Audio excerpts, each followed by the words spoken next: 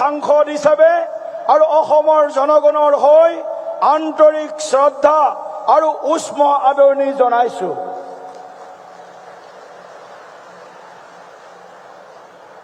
माननीय प्रधानमंत्री जी, कोई प्रधानमंत्री चुनाव शुरू करके 7 साल बाद कोई प्रधानमंत्री दरंग के पवित्र भूमि में पधारे है तो आप है माननीय प्रधानमंत्री जी नरेंद्र मोदी जी। मैं जोरदार तालियों के गड़गड़ाहट से खड़ा होकर के सभी को खड़ा होकर के तालियों के गड़गड़ाहट से माननीय प्रधानमंत्री जी को हृदय से स्वागत करने के लिए मैं आमंत्रित करता हूँ, सबको आह्वान करता हूँ।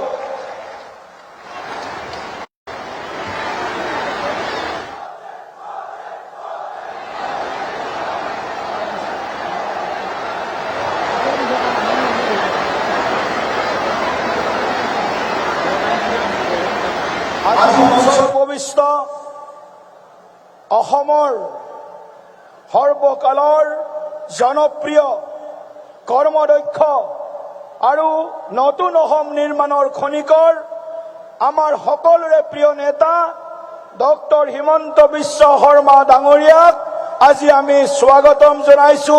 তেখেতকো আমি দৰংবাসীৰ হৈ আন্তৰিকতাৰে উষ্ম আদৰণি জনাইছো। অসমৰ প্ৰাক্তন মুখ্যমন্ত্ৰী, কেন্দ্ৰীয় চৰকাৰৰ বন্দৰ জাহাজ আৰু জলপথ বিভাগৰ মাননীয় মন্ত্ৰী, আমাৰ সকলোৰে প্ৰিয় নেতা শ্ৰদ্ধেয় সৰ্বানন্দ সোণোৱাল ডাঙৰীয়াকো আজি মঞ্চত আমি স্বাগতম জনাইছো। মাননীয় মন্ত্ৰী কেশৱ মহন্ত ডাঙৰীয়া, মাননীয় মন্ত্ৰী জয়ন্ত মল্ল বৰুৱা ডাঙৰীয়া, চিপাঝাৰ সমষ্টিৰ জনপ্ৰিয় বিধায়ক ডক্টৰ পৰমানন্দ ৰাজবংশী ডাঙৰীয়া, মঙলদৈ সমষ্টিৰ বিধায়ক বসন্ত দাস ডাঙৰীয়া, মঙলদৈ সমষ্টিৰ প্ৰাক্তন বিধায়ক শ্ৰদ্ধেয় গুৰুজ্যোতি দাস ডাঙৰীয়া, আপোনালোককো আজি এই সভালৈ স্বাগতম জনাইছো। মাননীয় প্ৰধানমন্ত্ৰী ডাঙৰীয়া, আপুনি দৰঙক বহুত দিছে, আপুনি অসমক বহুত দিছে। ৭৫ বাৰতকৈ বেছি অসম তথা উত্তৰ পূৰ্বাঞ্চল ভ্ৰমণ কৰা, অসম তথা উত্তৰ পূৰ্বাঞ্চলৰ হৈ চিন্তা কৰা, লুক ইষ্ট পলিচিক এক্ট ইষ্ট পলিচলৈ যিজনে পৰিৱৰ্তন কৰিছে সেইজনা প্ৰধানমন্ত্ৰী হৈছে শ্ৰদ্ধেয় নৰেন্দ্ৰ মোদী ডাঙৰীয়া। আজি উত্তৰ পূৰ্বাঞ্চলত শান্তি আৰু প্ৰগতিৰ যি নেতৃত্ব দিছে, অসমক আজি আমি একো নিবিচাৰাকৈ, একো নোখোজাকৈ যিখিনি আমাক দিছে তাৰ বাবে অসমবাসীয়ে, কৃতজ্ঞ অসমীয়া জাতিয়ে আপোনাক আমি ধন্যবাদ আৰু কৃতজ্ঞতা জ্ঞাপন কৰিছো। দৰঙে একো বিচৰা নাছিল, কিন্তু দৰঙৰ বহুদিন ধৰি অভাৱ আছিলে। দৰঙত এখন মেডিকেল কলেজ হ'ব লাগে আৰু আজি মাননীয় প্ৰধানমন্ত্ৰী ডাঙৰীয়াই দৰং মেডিকেল কলেজৰ আজি শিলান্যাস কৰিব, BSc নাৰ্ছিং কলেজৰ শিলান্যাস কৰিব, GNM কলেজৰ আজি ইয়াত শিলান্যাস কৰিব।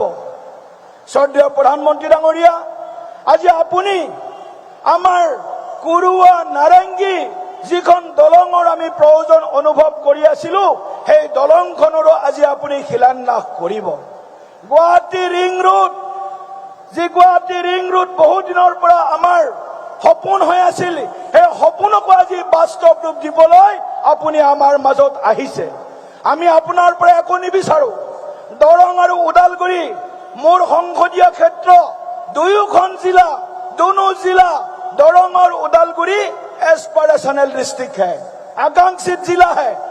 आपके मार्गदर्शन में, आपके नेतृत्व में दोनों डिस्ट्रिक्ट कई सारे पैरामीटर्स में इस एस्पिरेशनल डिस्ट्रिक्ट का मानदंड से ऊपर जा रहा है। प्रधानमंत्री जी, मैं आपको वचन देता हूं, इस दरंग उदालगुरी में सभी कुछ साथ में लेकर के, जाति धर्म पंथ निर्विशेष से सब कुछ साथ में लेकर के आपके मार्गदर्शन में हम आगे बढ़ेंगे और दरंग और उदालगुरी को, विशेष करके दरंग को आने वाला समय में हमारे जो मन का इच्छा है, हमारे जो सपना है, वो सपना को आप आगे में पूरा करेंगे।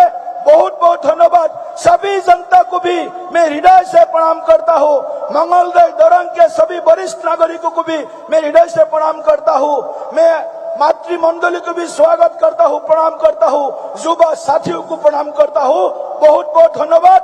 भारत माता की। धन्यवाद महोदय। अब मैं असम के लोकप्रिय मुख्यमंत्री डॉक्टर हिमंता बिस्वा शर्मा जी से विनम्र निवेदन करूंगी कि वे कृपया इस विशिष्ट सभा को संबोधित करें।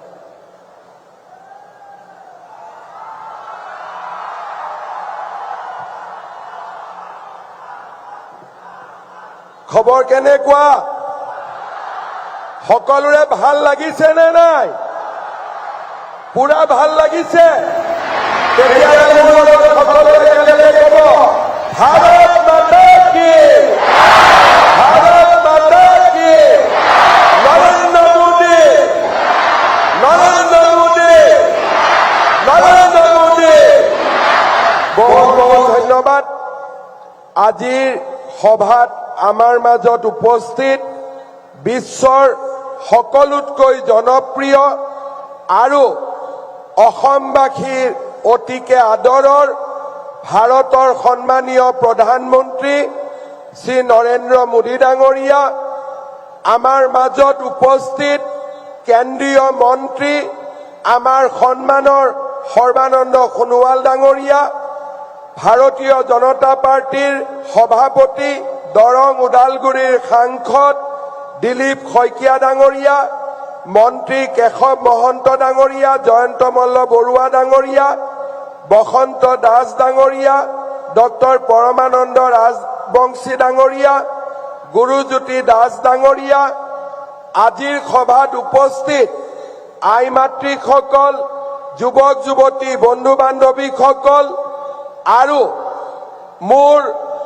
আদৰৰ সন্মানৰ সুধীবৃন্দ, বিকশিত অসম গঢ়াৰ বিশাল কৰ্মযজ্ঞৰ অংশ হিচাপে আজি অলপ সময়ৰ পিছতেই নতুন ভাৰতৰ খনিকৰ মাননীয় প্ৰধানমন্ত্ৰী ডাঙৰীয়াই ৬৩০০ কোটি টকা ব্যয়েৰে আজি আমাৰ ইয়াত তিনিটাকৈ আঁচনিৰ শুভ উদ্বোধন কৰিব। আজি ৰাজ্যৰ ২৪ সংখ্যক মেডিকেল কলেজ হিচাপে দৰং মেডিকেল কলেজৰ আধাৰশিলা স্থাপন কৰা হ'ব। ৫৭০ কোটি টকাৰে নিৰ্মিত হ'বলগীয়া দৰং মেডিকেল কলেজত GNM স্কুল আৰু নাৰ্ছিং কলেজো সন্নিৱিষ্ট থাকিব। ৩ বছৰৰ ভিতৰত এই মেডিকেল কলেজৰ নিৰ্মাণৰ কাম আমি সম্পূৰ্ণ কৰিম আৰু দৰং জিলাৰ ৰাইজৰ এক বহুদিনীয়া অভাৱ আমি দূৰ কৰিব পাৰিম। শ্ৰদ্ধাৰ ৰাইজ, প্ৰধানমন্ত্ৰী ডাঙৰীয়াৰ আগ্ৰহত আজি গুৱাহাটী সমগ্ৰ দক্ষিণ পূব এছিয়াৰ দুৱাৰদলিত পৰিণত হৈছে।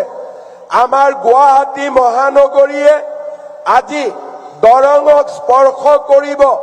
দৰং আৰু গুৱাহাটী আৰু মৰিগাঁও জিলাৰ সমন্বয় সাধনেৰে গুৱাহাটী ৰিং ৰোড নিৰ্মাণ কৰা হ'ব।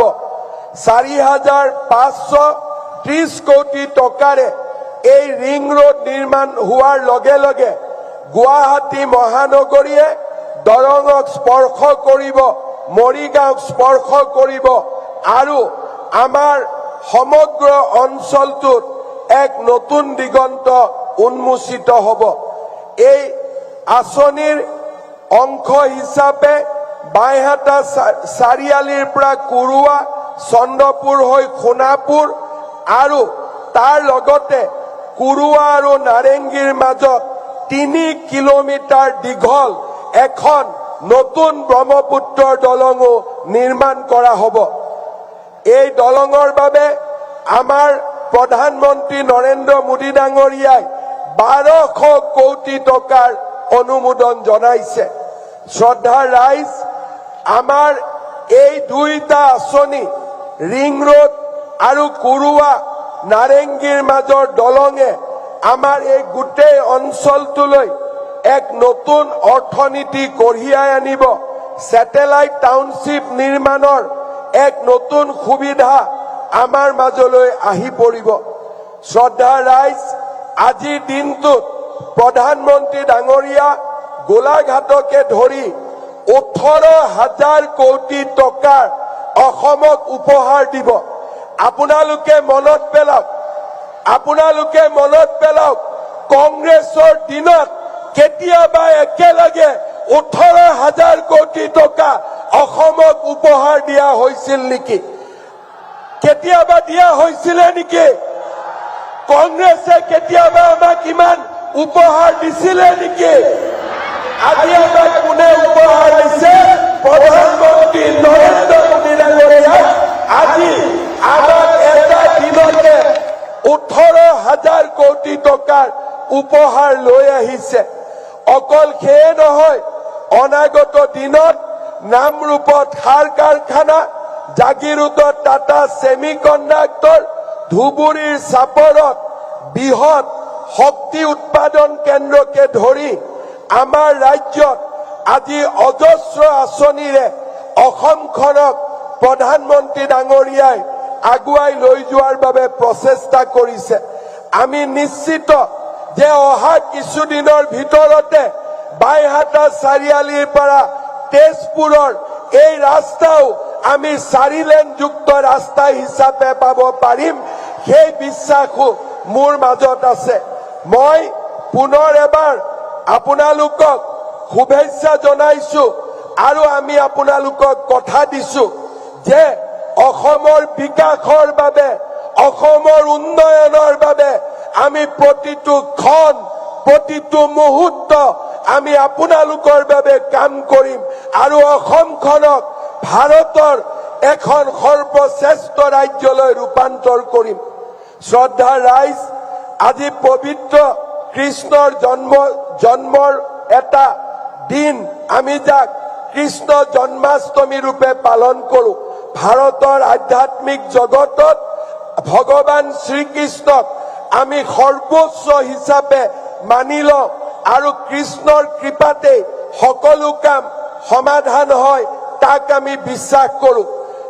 কৃষ্ণৰ জন্মাষ্টমী হিচাপে আজিৰ দিনটো আমি ঠিক কৰা নাছিলো, কিন্তু আমাৰ বাবে সৌভাগ্য যে অসমৰ বাবে কেইবাটাও বৃহৎ আঁচনিৰ উদ্বোধনৰ দিন এই কৃষ্ণ জন্মাষ্টমী দিনটোতে আৰম্ভ হৈছে আৰু ভগৱানে ওপৰৰ পৰা পুষ্প বৃষ্টি কৰি অসমৰ ৰাইজক আশীৰ্বাদ দিছে। মই আশীৰ্বাদ আৰু নৰেন্দ্ৰ মোদী ডাঙৰীয়াৰ নেতৃত্বত আমি আমাৰ ৰাজ্যখনক দুগুণ গতিৰে বিকাশৰ গতিত আগুৱাই লৈ যাব পাৰিম। মই অসমবাসী ৰাইজৰ হৈ প্ৰধানমন্ত্ৰী ডাঙৰীয়াক ধন্যবাদ জনাইছো। যোৱাকালি গুৱাহাটীত ভাৰত ৰত্ন ভূপেন হাজৰিকাক যি ধৰণে প্ৰধানমন্ত্ৰী ডাঙৰীয়াই সন্মানিত কৰিলে, ই প্ৰতিগৰাকী অসমীয়াৰ হৃদয় স্পৰ্শ কৰিছে আৰু আমি প্ৰধানমন্ত্ৰী ডাঙৰীয়াক অন্তৰৰ গভীৰতম কোণৰ পৰা ধন্যবাদ জনাইছো যে আপুনি আজি অসমলৈ আহি অসমৰ সন্মান ভাৰত ৰত্ন ভূপেন হাজৰিকা ডাঙৰীয়াক সন্মানিত কৰিলে। শ্ৰদ্ধা ৰাইজ, কেইদিনমান আগতে প্ৰধানমন্ত্ৰী ডাঙৰীয়াই কেবিনেটত অসমৰ বাবে ইণ্ডিয়ান ইনষ্টিটিউট অফ মেনেজমেণ্ট তাক স্বীকৃতি দিছে আৰু কেইবাটাও নতুন গুৰুত্বপূৰ্ণ আঁচনি ভাৰত চৰকাৰৰ বিবেচনাধীন হৈ আছে। মই বিশ্বাস কৰো এই আটাইবোৰ আঁচনি যেতিয়া আমি ধৰাতললৈ আনিব পাৰিম, আমাৰ অসমখন ভাৰতৰ ভিতৰতে এখন বিকশিত ৰাজ্য হিচাপে মূৰ দাঙি উঠিব। সন্ত্ৰাসৰ পিছত, হিংসাৰ ৰাজনীতিৰ পিছত এটা পৰিৱেশ আজি অসমত নিৰ্মাণ হৈছে, সেয়া হৈছে বিকাশৰ পৰিৱেশ, সেয়া হৈছে উন্নয়নৰ পৰিৱেশ। এক আন্দোলন বিবৰ্জিত পৰিৱেশত আজি অসমে নতুন দিগন্তলৈ গতি কৰিছে। মই অসমৰ ৰাইজক ধন্যবাদ জনাম যোৱা 5টা বছৰত আপোনালোকে আমাক যি ধৰণে সহযোগিতা কৰিলে আজি তাৰ বাবে আমি এখন নতুন অসমৰ সপোন দেখিবলৈ সক্ষম হৈছো। মই বিশ্বাস কৰো যে আমাৰ ৰাইজৰ আশীৰ্বাদত আমি এনেকৈয়ে এটাৰ পিছত এটা নতুন নতুন আঁচনিৰে আমি ৰাজ্যখনক আগুৱাই লৈ যাব পাৰিম। আমি যেতিয়া গুৱাহাটীৰ ৰিং ৰোডৰ কথা কৈছিলো একাংশ লোকে আমাক হাঁহিছিলে। আজি ৰিং ৰোড বাস্তৱত ৰূপায়িত হল।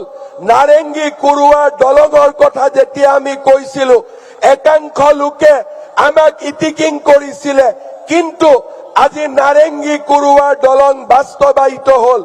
গুৱাহাটী উত্তৰ গুৱাহাটীৰ দলঙৰ কথা যেতিয়া আমাক কৈছিলো মানুহে আমাক হাঁহিছিলে, কিন্তু জানুৱাৰী মাহত মই প্ৰধানমন্ত্ৰী ডাঙৰীয়াক আমন্ত্ৰণ জনাইছো গুৱাহাটী আৰু উত্তৰ গুৱাহাটীৰ দলঙৰো শুভ উদ্বোধনৰ বাবে।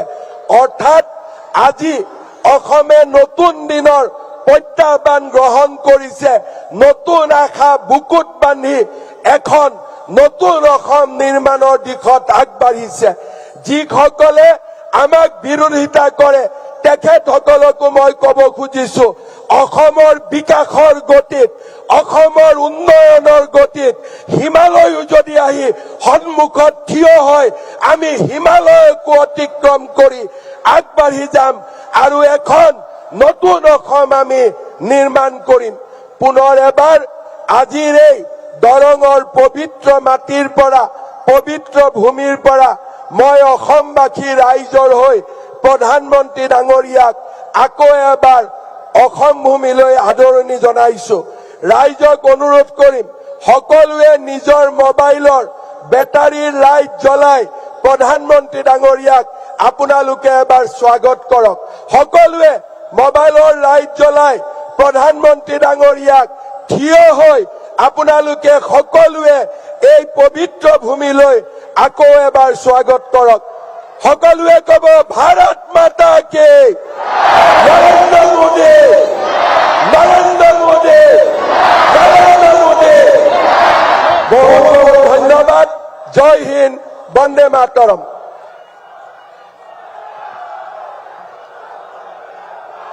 धन्यवाद महोदय। आपके सशक्त नेतृत्व और दूरदर्शी मार्गदर्शन ने असम को विकास और समृद्धि की नई दिशा एवं गति प्रदान की है। देवियों सज्जनों, यह हमारे लिए अत्यंत गौरव का क्षण है कि असम अब स्वास्थ्य क्षेत्र में एक नया इतिहास रचने जा रहा है। मैं माननीय प्रधानमंत्री श्री नरेंद्र मोदी जी से सादर अनुरोध करती हूं कि वे कृपया आभासी रूप से डोरोंग मेडिकल कॉलेज एंड हॉस्पिटल की आधारशिला रखें, जिसमें बीएससी नर्सिंग कॉलेज तथा जीएनएम स्कूल भी शामिल हैं।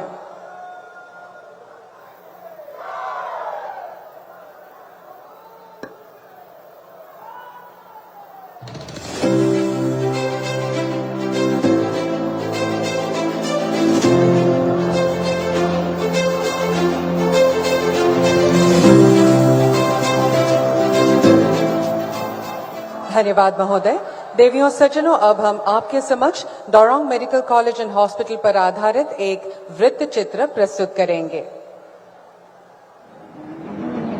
अपनी अद्भुत प्राकृतिक सुंदरता के साथ नरेंद्र मोदी जी के विकसित भारत के सपने को साकार करता असम।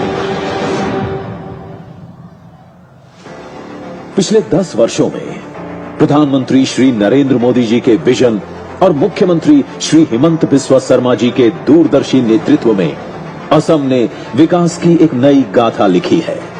इसी क्रम में स्वास्थ्य सेवाओं को भी सर्वोच्च प्राथमिकता दी गई है।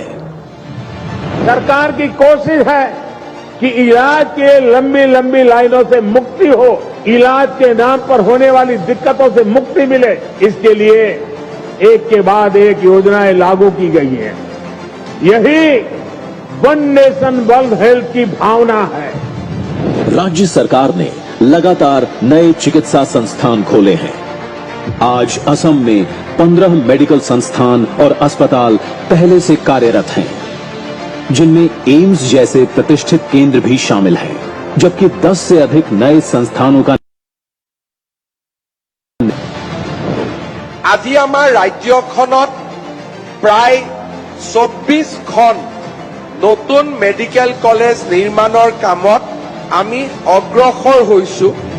और अब इसी विकास यात्रा में एक और महत्वपूर्ण कदम उठाया गया है। दरंग मेडिकल कॉलेज एवं अस्पताल सहित जीएनएम स्कूल एवं बीएससी नर्सिंग कॉलेज का निर्माण।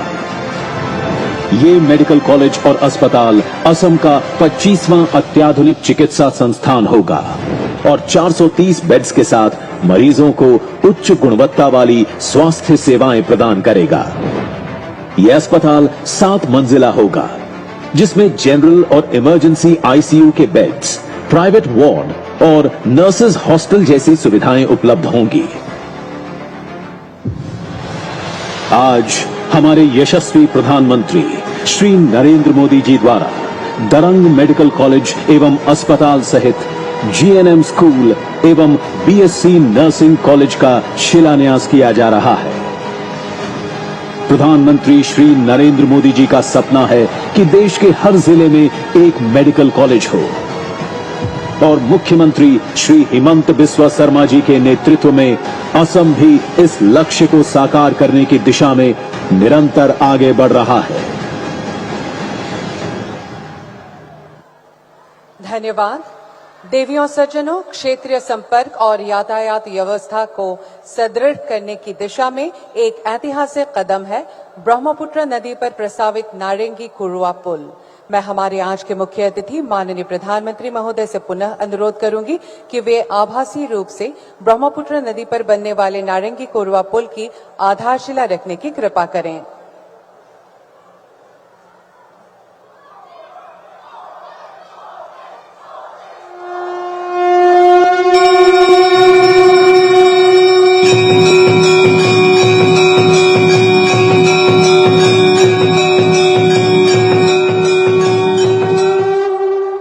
धन्यवाद महोदय। अब हम ब्रह्मपुत्र नदी पर प्रस्तावित नारंगी कुरुआ पुल पर आधारित एक वृत्त चित्र प्रस्तुत करेंगे। हमारे माननीय प्रधानमंत्री श्री नरेंद्र मोदी जी के विजनरी नेतृत्व में पूरे देश में लास्ट माइल कनेक्टिविटी से ईज ऑफ लिविंग और ईज ऑफ डूइंग बिजनेस प्रदान करने के लिए नदियों पर पुलों का निर्माण तेजी से किया जा रहा है। असम को भी इसका लाभ मिला है। 2014 तक ब्रह्मपुत्र नदी पर केवल 3 ब्रिज थे, जिनकी संख्या आज 6 हो गई है। ब्रह्मपुत्र नदी असम के लिए महत्वपूर्ण जीवन रेखा है, जो कृषि, परिवहन और जैव विविधता को बढ़ावा देती है। आज हमारे माननीय प्रधानमंत्री श्री नरेंद्र मोदी जी इसी ब्रह्मपुत्र नदी पर कुरुवा से नारंगी के बीच करीब 1200 करोड़ रुपए की लागत से बनने वाले 2.9 किलोमीटर लंबे पुल का शिलान्यास कर रहे हैं। ये पुल उत्तर और दक्षिण गुवाहाटी के बीच बेहतर संपर्क प्रदान करेगा, जिससे गुवाहाटी शहर के विस्तार में और अधिक बल मिलेगा। शहर में भीड़ भाड़ और ट्रैफिक जैम को खत्म करेगा। सोनापुर और इसके आसपास के क्षेत्रों के लोगों को दरंग पहुंचने में लगभग 2 से 2.5 घंटे लगते हैं, लेकिन इस पुल के बनने के बाद उन्हें केवल 25 से 30 मिनट ही लगेंगे। से कुरुआ तक जाना सही है। कुरुआ से नया ब्रह्मपुत्र का पुल से वो नारंगी तक आना चाहिए। इस पुल से ओरांग टाइगर रिजर्व और पोबितरा वन्य जीव अभयारण्य तक भी वन्य जीव प्रेमियों को पहुंचना आसान होगा। साथ ही जागी रोड में विकसित हो रहे पूर्वोत्तर भारत के प्रथम सेमीकंडक्टर प्लांट की पहुंच भी सुगम होगी, जिससे भविष्य में गुवाहाटी शहर, दरंग जिला, कामरूप जिले से रोजगार हेतु आवाजाही आसान होगी। 2018 में असम की इकोनॉमी 3.25 लाख करोड़ रुपए की थी। आज असम करीब 6 लाख करोड़ रुपए की इकोनॉमी वाला राज्य बन गया। 6 सालों में असम की इकोनॉमी की वैल्यू डबल हो गई है। ये डबल इंजन की सरकार का डबल इफेक्ट है। प्रधानमंत्री जी के नेतृत्व में असम की डबल इंजन सरकार असम को पूर्वोत्तर भारत का एक महत्वपूर्ण इकोनॉमिक हब बनाने की ओर तेजी से अग्रसर है। धन्यवाद रिंग रोड परियोजना असम तथा पूर्वोत्तर भारत के लिए बुनियादी ढांचे के क्षेत्र में एक अत्यंत महत्वपूर्ण और सकारात्मक परिवर्तनकारी कदम है कि वे कृपया अपने कर कमलों द्वारा आभासी रूप में गुवाहाटी रिंग रोड परियोजना की आधारशिला रखें।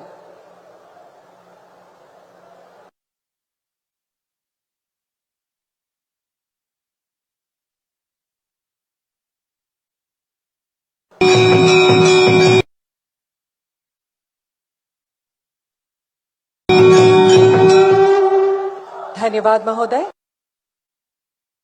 योजना पर आधारित एक संक्षिप्त वृत्त चित्र प्रस्तुत करेंगे। हमारे माननीय प्रधानमंत्री श्री नरेंद्र मोदी जी के गतिशील नेतृत्व में देश के राष्ट्रीय राजमार्ग नेटवर्क में अभूतपूर्व वृद्धि हुई है, जिसने देश की तस्वीर ही बदल दी है। असम और पूरे पूर्वोत्तर राज्यों को भी इसका लाभ मिला है। 2014 तक यहाँ सिर्फ 10,000 किलोमीटर नेशनल हाईवे हुआ करते थे। पिछले 10 वर्षों में ही हमने 6,000 किलोमीटर के नए नेशनल हाईवे बनाए हैं। आज माननीय प्रधानमंत्री जी 4,530 करोड़ रुपए की लागत की गुवाहाटी रिंग रोड परियोजना का शिलान्यास कर रहे हैं, जिसकी कुल लंबाई 118.53 किलोमीटर है। मेरा बहुत दिन से सपना है कि गुवाहाटी का रिंग रोड बने, मतलब जो 6 लेन हाईवे आज खानापारा से जालुकबाड़ी तक हो रहा है, वो बाईहाटा सारियाली होना चाहिए, वहां से कुरुआ तक जाना चाहिए। ये परियोजना 55.54 किलोमीटर लंबे ग्रीनफील्ड कॉरिडोर को समेटे हुए है, जो क्षेत्र के लिए परिवर्तनकारी कदम होगा। इसके अलावा इसने खानापारा से जोराबाट तक के राजमार्ग को 6 लेन में विकसित करना भी शामिल है, जिससे यातायात अधिक सुगम होगा। गुवाहाटी रिंग रोड परियोजना मौजूदा मार्ग को बाईहाटा, चरियाली और सोनापुर से जोड़कर एक वैकल्पिक मार्ग प्रदान करेगी, जिससे गुवाहाटी शहर में यातायात का दबाव कम होगा। पूर्वोत्तर राज्यों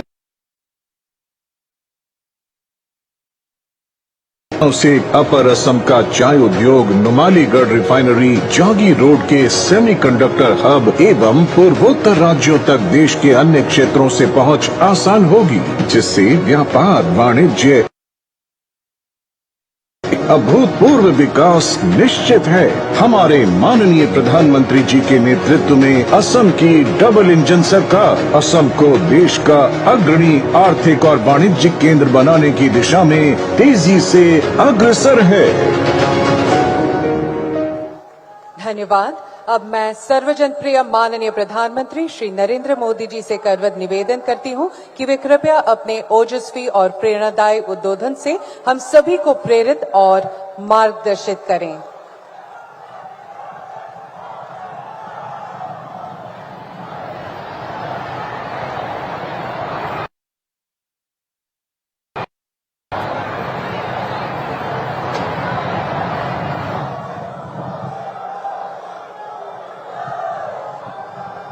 भारत माता की, भारत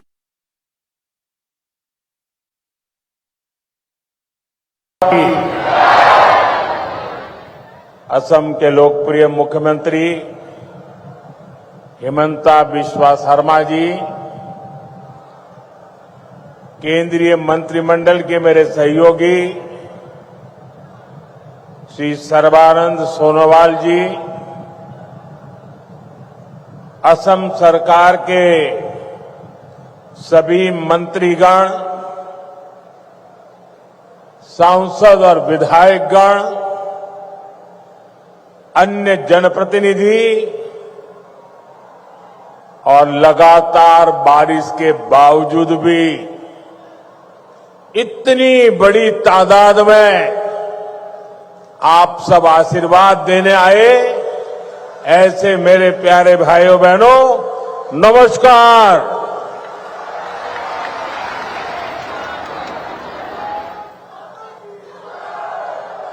अहोमार विकास যাত্রার এই ऐतिहासिक दिनटुत दरभंगा सिर लौकते हमाग्र ओहोमबासिक में आंतरिक उलोगारू अभिनंदन जोनाइशो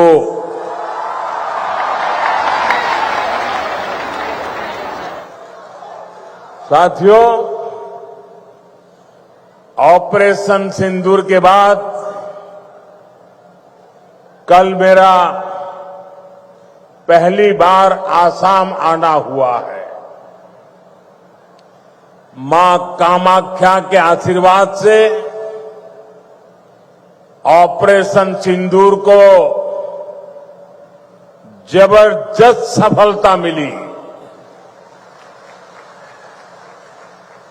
इसलिए आज मां कामाख्या की इस धरती पर आकर एक अलग ही पुण्य अनुभव हो रहा है और ये भी सोचने में सुहागा है कि इस क्षेत्र में आज जन्माष्टमी मनाई जा रही है, तो आप सबके बीच जन्माष्टमी के पावन पर्व पर आप सबको भी बहुत बहुत शुभकामनाएं देता हूं। और लाल किले से मैंने कहा था, चक्रधारी मोहन को याद किया था, श्री कृष्ण को याद किया था और मैंने भविष्य की सुरक्षा नीति में एक सुदर्शन चक्र की कल्पना को लोगों के सामने रखा है। साथियों, हमारा ये मंगलदोई तो वो स्थान है जहां संस्कृति की त्रिवेणी, इतिहास के गौरव और भविष्य की आशा सबका संगम एक साथ होता है। ये क्षेत्र असम की पहचान का भी केंद्र बिंदु है। प्रेरणा और पराक्रम से भरी इस भूमि पर आप सभी जनता जनार्दन के दर्शन करने का सौभाग्य पाकर मैं धन्य हूं। भाइयों और बहनों, कुछ दिन पहले ही हमने भारत रत्न सुधा कंठो भूपेन हजारी जी का जन्म दिवस मनाया है। कल उनके सम्मान में हुए एक बहुत बड़े कार्यक्रम का हिस्सा बनने का अवसर मुझे मिला। असम की ऐसी महान संतानों ने, हमारे पूर्वजों ने जो सपना देखा था, आज बीजेपी की डबल इंजन सरकार उसको पूरी ईमानदारी से पूरा करने में जुटी है। भाइयों बहनों, कल जब मैं भूपेन दा की जन्म शताब्दी दिवस के कार्यक्रम में था, तो रात को मुझे मुख्यमंत्री जी ने एक बात बताई और आज सुबह मुझे वो वीडियो भी दिखाया। ये देख करके मुझे बहुत गहरी चोट पहुंची।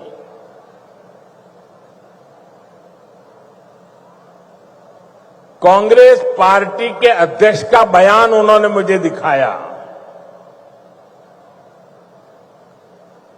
जिस दिन भारत सरकार ने इस देश के महान सपूत असम के गौरव भूपेन दा हजारिका जी को भारत रत्न दिया, उस दिन कांग्रेस पार्टी के अध्यक्ष ने बयान दिया था, उस समय मेरे ध्यान में नहीं आया था, आज मुझे वो दिखाया गया। कांग्रेस पार्टी के अध्यक्ष ने कहा था कि ये मोदी नाचने गाने वालों को भारत रत्न दे रहा है। साथियों, 1962 में चाइना के साथ जो जंग हुआ, उसके बाद पंडित नेहरू ने जो कहा था, वो घाव नॉर्थ ईस्ट के लोगों के वो घाव आज भी नहीं भरे हैं। और उस घाव पर कांग्रेस की वर्तमान पीढ़ी भी नमक छिड़कने का काम कर रही है। मैं आमतौर पर मुझे कितने ही गालियां दे, मैं तो भगवान शिव का भक्त हूं, सारा जहर निगल देता हूं।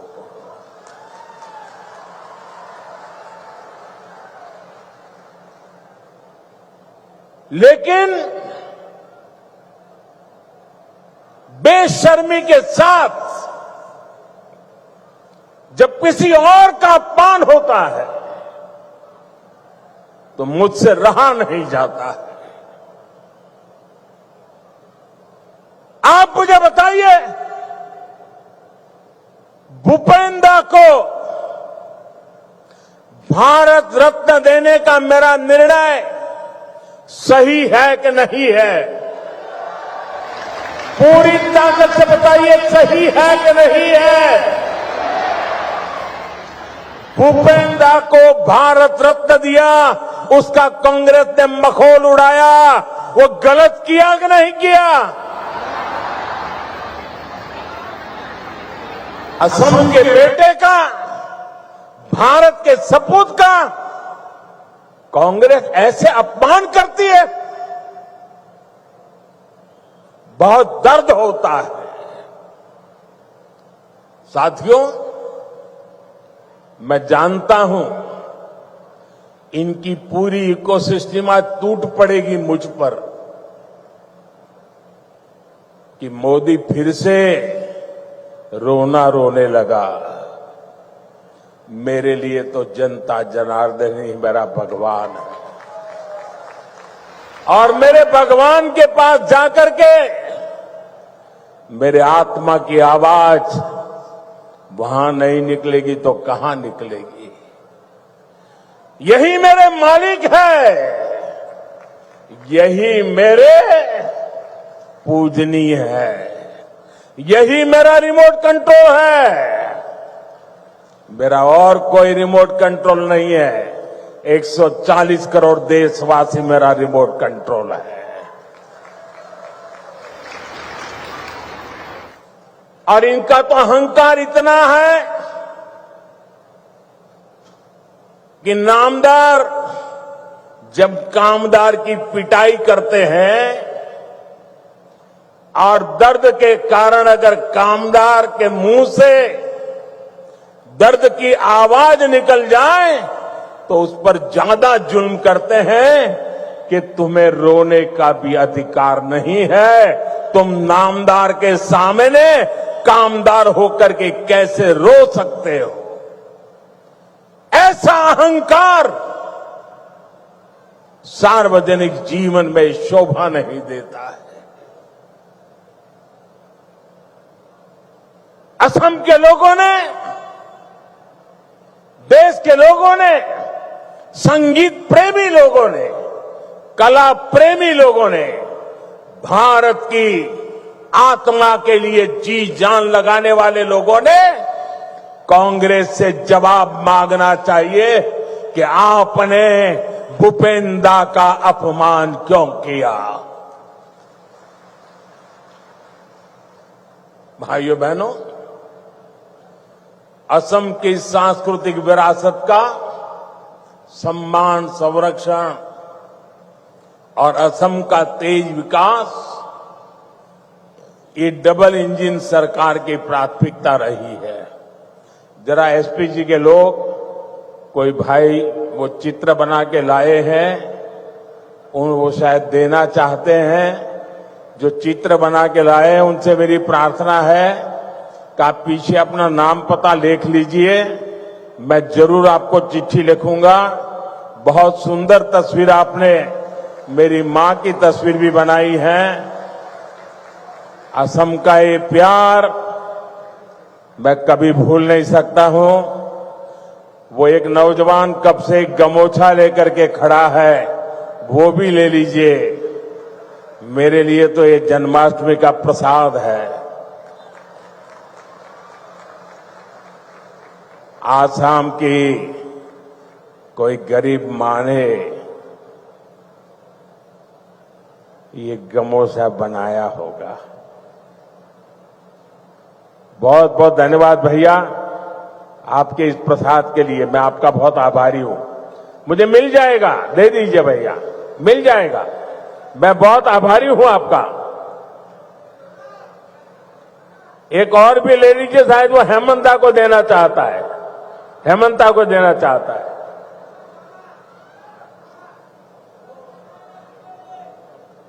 ठीक है, जहां जाना है सही जगह पे जाएगा। बहुत आपका प्यार के लिए धन्यवाद नौजवान।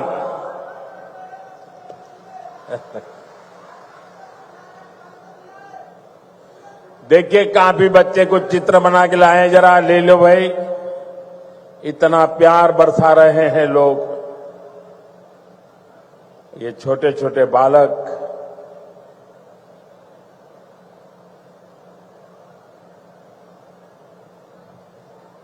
ऐसा सौभाग्य कहां मिलता है भाई। थैंक यू दोस्त, थैंक यू भैया, थैंक यू। आप दोनों भाई हैं क्या? नहीं? वाह, तो दोनों काली टी शर्ट पहन के आए हैं। लेकिन बहुत बहुत धन्यवाद दोस्तों। साथियों, सरकार और असम वासियों के साझा प्रयासों से आज असम देश और दुनिया में धूम मचा रहा है। देखिए भाई, ये बेटी कुछ लेके आई है, ले लीजिए। बेटी को तो बिल्कुल निराश नहीं कर सकते। थैंक यू बेटा। बेटे, अपना नाम लिखा है पीछे? अगर नाम लिखा है तो मैं चिट्ठी लिखूंगा। अपना नाम पता लिख दो बेटा।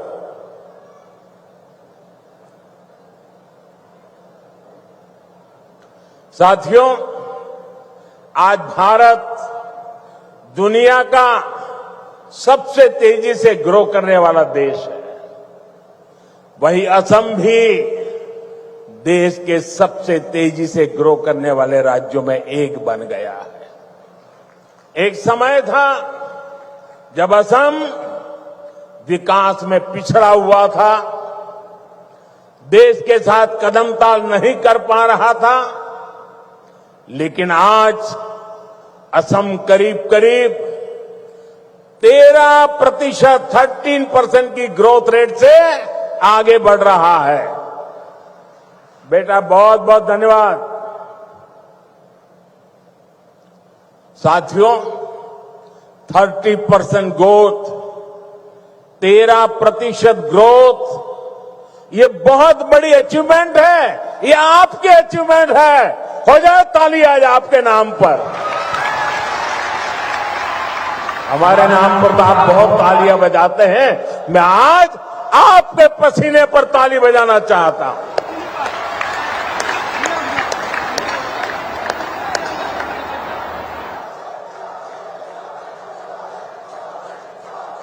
ये सफलता असम वासियों के परिश्रम और बीजेपी की डबल इंजन सरकार के साझा प्रयासों का परिणाम है। मुझे खुशी है कि असम की जनता इस पार्टनरशिप को लगातार मजबूत कर रही है। इसलिए तो हर चुनाव में हेमंता जी और उनकी टीम को बार बार भारी समर्थन मिल रहा है। हाल में हुए पंचायत चुनावों में भी असम ने हम सभी को ऐतिहासिक विजय दिलाई है, अपना आशीर्वाद दिया है। साथियों, भाजपा सरकार असम को भारत के विकास का ग्रोथ इंजन बनाने के लक्ष्य के साथ काम कर रही है। आज का ये कार्यक्रम भी हमारी इसी संकल्प का हिस्सा है। अभी कुछ देर पहले इस मंच से करीब 6,500 करोड़ रुपए की विकास योजनाओं का शिलान्यास हुआ है। हमारी डबल इंजन सरकार असम को टॉप के कनेक्टेड स्टेट और टॉप के हेल्थ केयर हब के रूप में विकसित कर रही है। ये प्रोजेक्ट्स इसी संकल्प को और सशक्त करेंगे। आप सभी को दरांग मेडिकल कॉलेज और अस्पताल के लिए, हाईवे के लिए, रिंग रोड के लिए बहुत बहुत बधाई। साथियों, पूरा देश आज विकसित भारत के निर्माण के लिए एकजुट होकर आगे बढ़ रहा है। खास तौर पर हमारे जो नौजवान साथी हैं, उनके लिए विकसित भारत सपना भी है और संकल्प भी है। और इस संकल्प की सिद्धि में हमारे नॉर्थ ईस्ट की बहुत बड़ी भूमिका है। ये मैं सिर्फ इसलिए नहीं कह रहा हूं कि मुझे आप लोगों के प्रति बहुत प्यार है, बहुत सम्मान है, नॉर्थ ईस्ट के प्रति मेरा लगाव है, सिर्फ इसलिए नहीं कह रहा हूं। मैं इसलिए कह रहा हूं, इसके पीछे ठोस कारण है।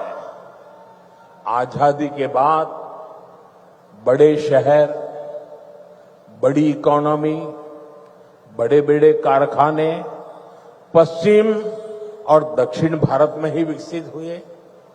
इस दौरान पूर्वी भारत का बहुत बड़ा इलाका, बहुत बड़ी आबादी विकास की दौड़ में पीछे रह गई। अब भाजपा सरकार इस स्थिति को बदल रही है। 21वीं सदी के 25 साल बीत चुके हैं। जिस 21वीं सदी के हम गीत गाते रहे ना, कांग्रेस के जमाने से सुन रहे थे 21वीं सदी आ रही है, 21वीं सदी आ रही है। आकर के भी 1/4 समय तो पूरा हो गया। अब 21वीं सदी का ये अगला हिस्सा ईस्ट का है, नॉर्थ ईस्ट का है। अब आपका टाइम आया है, असम का, नॉर्थ ईस्ट का समय आया है, आपका समय आया है। मेरे नौजवानों, अब समय आपकी मुट्ठी में है। भाई एक और बच्चा कुछ लेके आ गया, ले लीजिए भाई।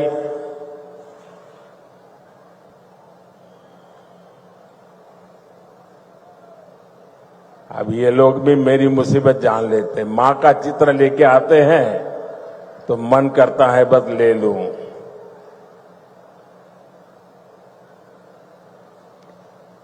दे दो बेटे, ये मेरे साथी हैं। पीछे अपना नाम पता लिख लेना, मैं कलेक्ट कर लूंगा इसको, आपको चिट्ठी लिखूंगा।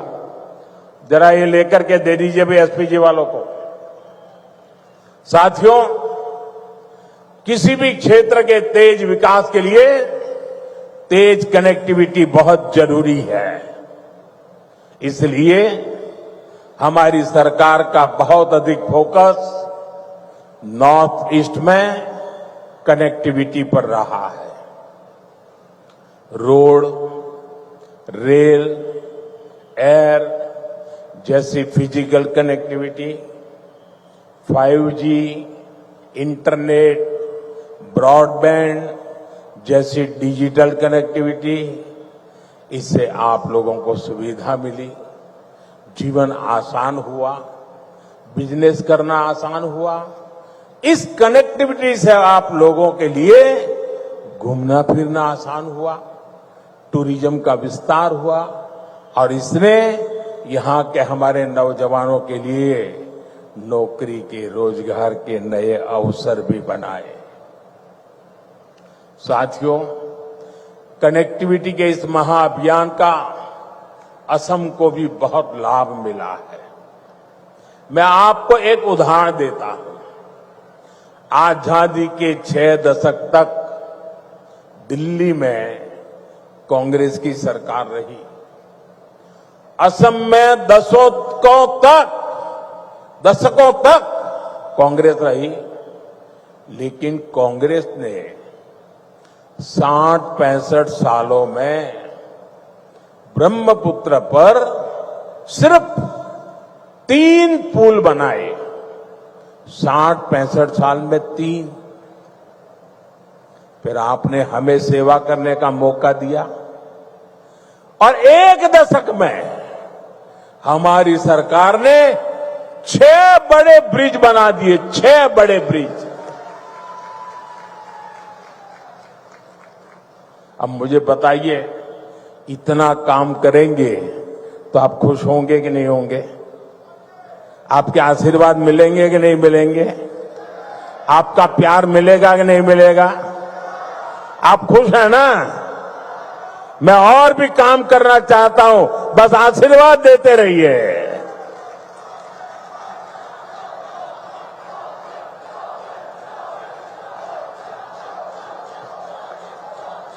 आज भी कुरवा नारंगी ब्रिज का शिलान्यास हुआ है।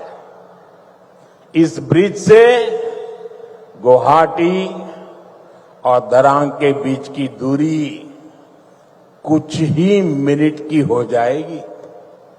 इससे आम लोगों के समय और पैसे की बचत होगी, ट्रांसपोर्टेशन सस्ता होगा, टाइम कम लगेगा, ट्रैफिक की परेशानियां कम होगी और इसके कारण कीमतें भी कम होती है। साथियों, नई रिंग रोड से आपको बहुत फायदा होगा। जब ये बन जाएगी तो ऊपरी आसाम की तरफ जाने वाली गाड़ियों को शहर में आने की जरूरत ही नहीं पड़ेगी। ये ring road 5 national highway, 2 state highway, 1 airport, 3 railway station और 1 इनलैंड वाटर टर्मिनल को आपस में जोड़ने का काम करेगा।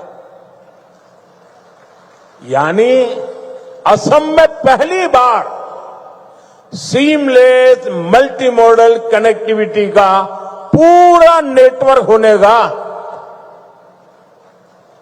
ये है डबल इंजन की बीजेपी सरकार का विकास का मॉडल। साथियों, हम आज की नहीं बल्कि अगले 25-50 साल की जरूरतों के मुताबिक देश को तैयार कर रहे हैं,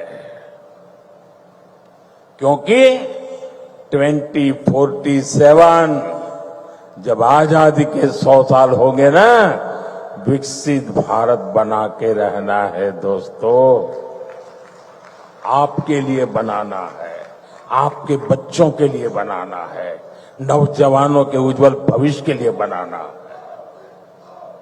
इसी कड़ी में मैंने लाल किले से घोषणा की थी कि अब जीएसटी में नेक्स्ट जनरेशन रिफॉर्म होगा।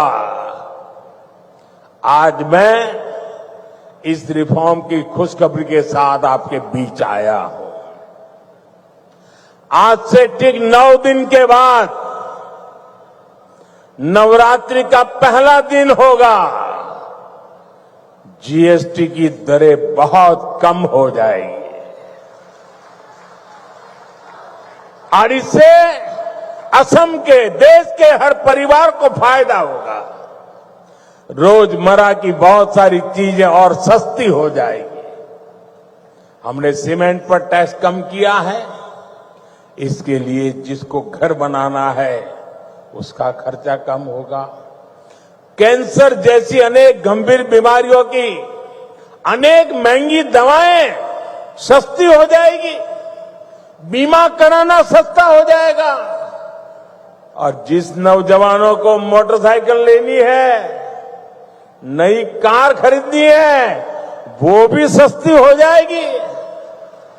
आजकल आप देखते होंगे मोटर कंपनियों में ऐसी होड़ मची है, एडवर्टाइजमेंट दे रहे हैं 60,000 कम, 80,000 कम, 1 लाख रुपया कम, लगातार इससे जुड़े विज्ञापन दे रहे हैं। यानी माताएं बहनें हो, नौजवान हो, किसान हो, दुकानदार हो, सबका फायदा होने वाला है। ये फैसला आपके त्योहारों की चमक और बढ़ाने वाला है। साथियों, इन त्योहारों में आपको मेरी एक बात भी ध्यान रखनी है। मैं अपनी बात बताऊं? मैं मेरी बात बताऊं? आप कहो तो बताऊं? सबके सब हाथ ऊपर करके बताइए, बताऊं? मेरी बात मानोगे? बैठो बेटा, बैठो। थैंक यू बेटा, थैंक यू। उसको तकलीफ मत दीजिए, उसको शारीरिक तकलीफ है। प्लीज उसको परेशान मत कीजिए, ले लेंगे। जरा कैमरामैन वो चिट्ठी ले लो, उनसे चिट्ठी ले लो। कोई नौजवान, बैठो बेटा, आप परेशान मत होना, उसको परेशान मत कीजिए। अरे भाई, उसको तकलीफ हो रही है भाई। मेरा प्रणाम भैया, उसको परेशान मत कीजिए प्लीज। उसको, मुझे अच्छा नहीं लगता है भैया, प्लीज। आप यहां तक आए, शरीर को इतना कष्ट देकर के आए, मैं आपका आभारी हूं।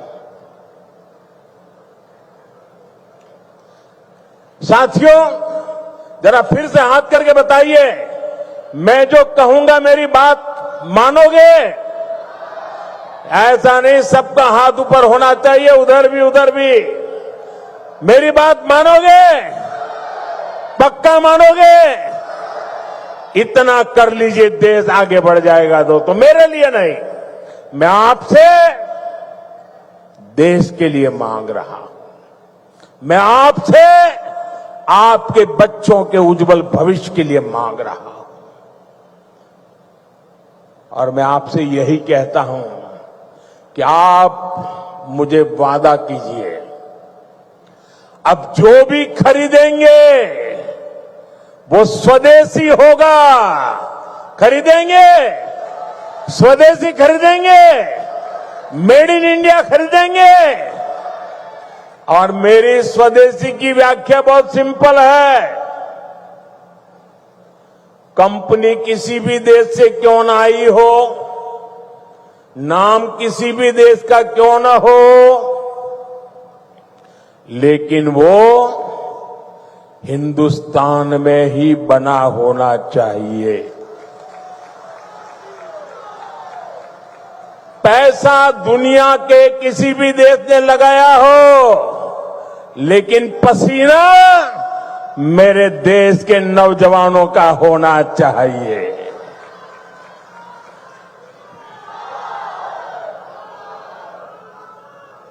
उस जोश ही मेड इन इंडिया होगा, उसमें मेरे भारत की मिट्टी की महक होनी चाहिए।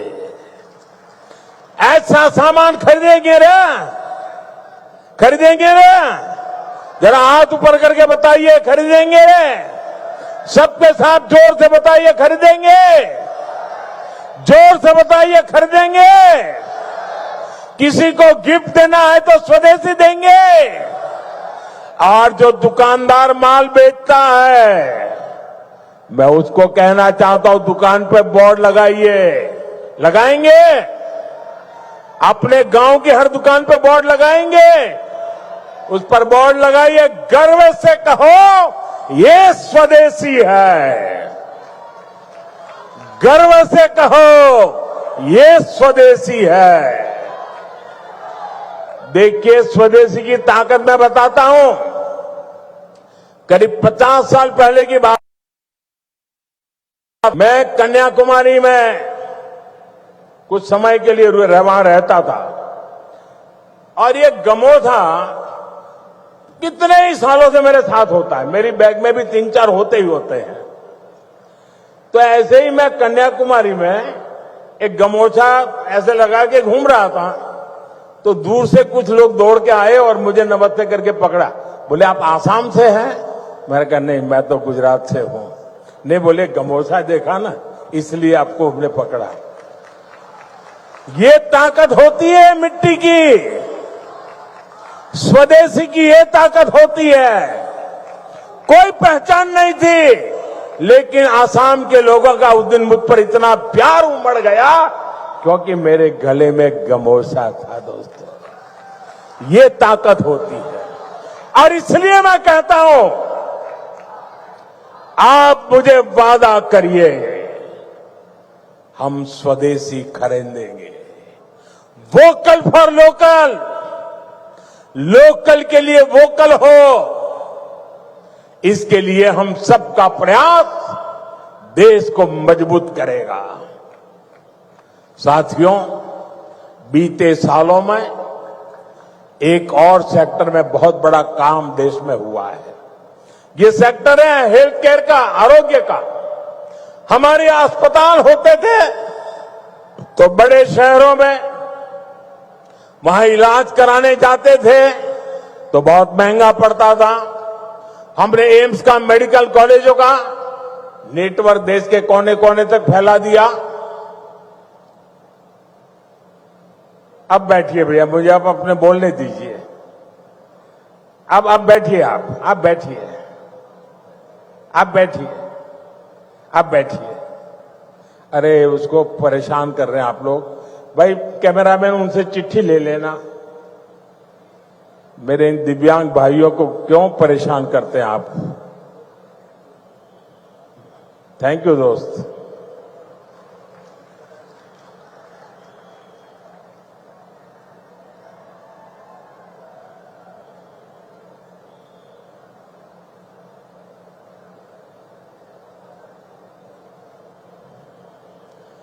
यहां असम में तो विशेष तौर पर कैंसर के हॉस्पिटल भी बनाए गए।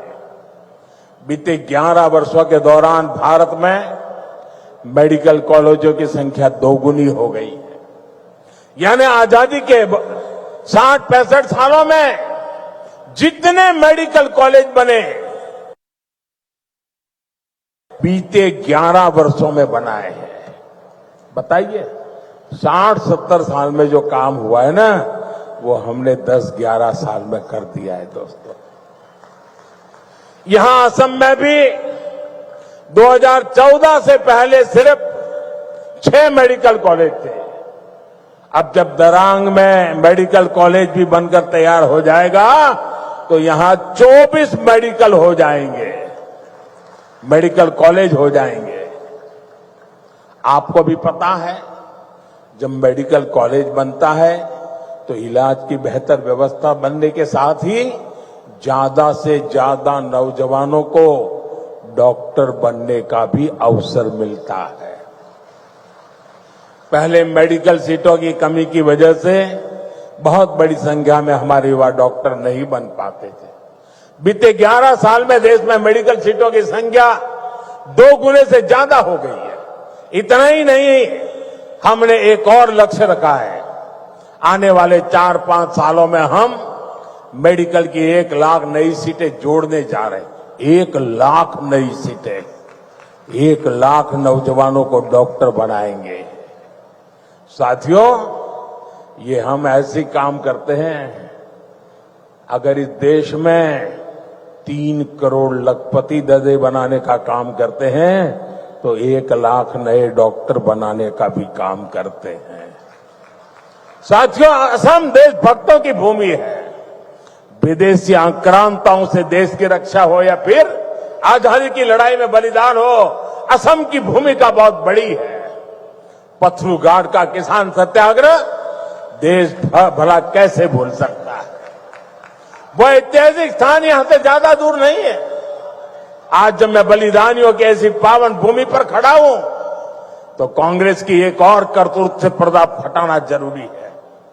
कांग्रेस अपनी राजनीति के लिए हर ऐसे व्यक्ति, हर ऐसे विचार के साथ खड़ी होती है जो भारत विरोधी हो। अभी ऑपरेशन सिंदूर के दौरान भी हमने यही देखा। जब कांग्रेस सत्ता में थी तो पूरा देश आतंक से लहूलुहान होता था। कांग्रेस चुपचाप खड़ी रहती थी। आज हमारी सेना ऑपरेशन सिंदूर करती है, पाकिस्तान के कोने कोने में आतंक के आकाओं को उखाड़ फेंकती है, लेकिन कांग्रेस देश की सेना के बजाय पाकिस्तान की सेना के साथ खड़ी हो जाती है। कांग्रेस के लोग हमारी सेना के बजाय आतंकियों को पालने वालों के एजेंडे को आगे बढ़ाते हैं। पाकिस्तान का झूठ कांग्रेस का एजेंडा बन जाता है। इसलिए आपको कांग्रेस से हमेशा सतर्क रहना है। साथियों, कांग्रेस के लिए अपने वोट बैंक का हित ही सबसे बड़ा है। कांग्रेस देश हित की कभी परवाह नहीं करती।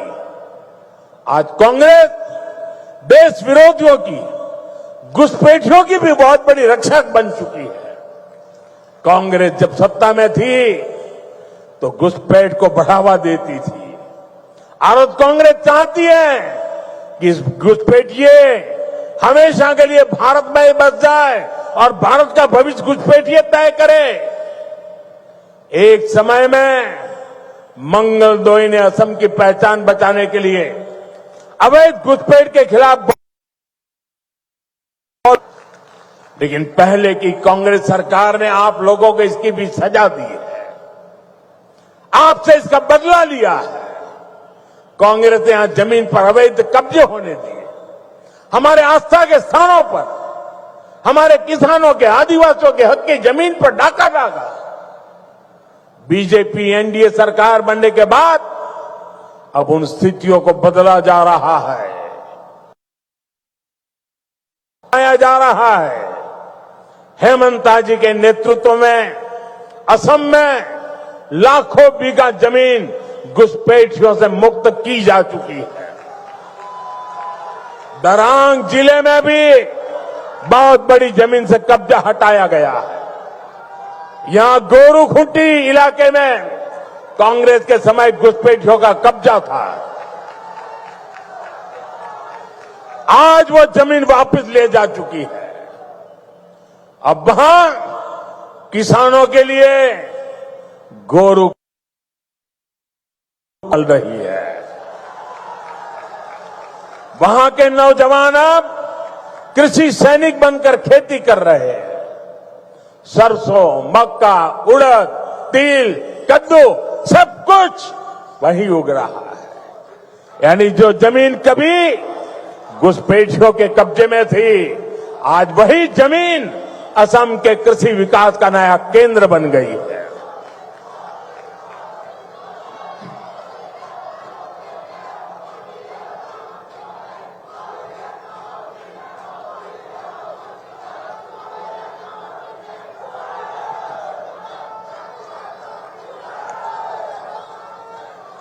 साथियों, भाजपा की सरकार घुसपैठियों को देश के साधनों संसाधनों पर कब्जा नहीं करने देगी। भारत के किसानों, भारत के नौजवानों, हमारे आदिवासियों का हक हम किसी को नहीं छीनने देंगे। ये घुसपैठिए हमारी माताओं, बहनों, बेटियों के साथ अत्याचार करते हैं, ये नहीं होने दिया जाएगा। घुसपैठियों के माध्यम से बॉर्डर के इलाकों में डेमोग्राफी बदलने की साजिशें चल रही है। ये राष्ट्रीय सुरक्षा के लिए बहुत बड़ा खतरा है। इसलिए अब देश में एक डेमोग्राफी मिशन शुरू किया जा रहा है। भाजपा का लक्ष्य है घुसपैठियों से देश को बचाएंगे, घुसपैठियों से देश को मुक्ति दिलाएंगे।